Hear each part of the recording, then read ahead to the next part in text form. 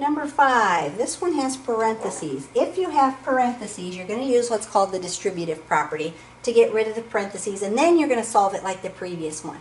So we have to multiply this out first.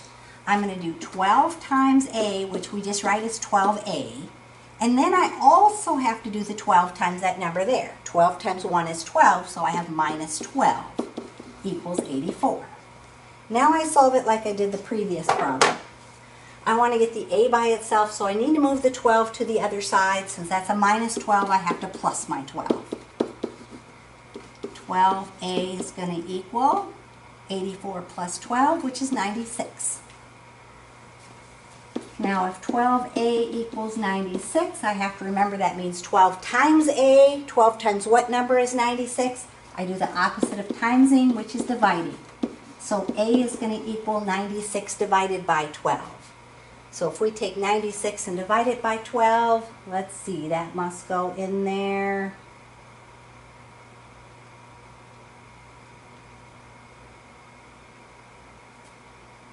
Eight times 16, 96. So 96 divided by 12 gives me 8. And so my answer for A is going to be 8. Now if I wanted to check this, I could put 8 in here. 8 minus 1 is 7, and I take 7 times 12 then, and 7 times 12 is 84. Now this one tells me to solve for B. Notice I have a B and another B. So before I try to do anything else, I'm going to combine those two things together. 2B plus 6B would give me 8Bs, and I can put that together, and now I can solve that because I know if I have 8b equals 112, it means 8 times b equals 112. What number times 8 is 112? Well, to figure that out, we would divide by 8. 8 goes into 112 one time. So I get 32, so 4.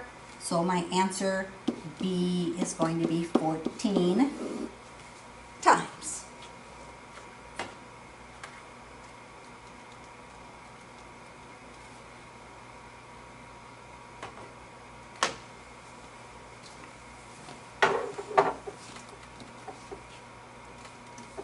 Number 7, again we're going to solve this one. We're going to use our distributive property since it has parentheses.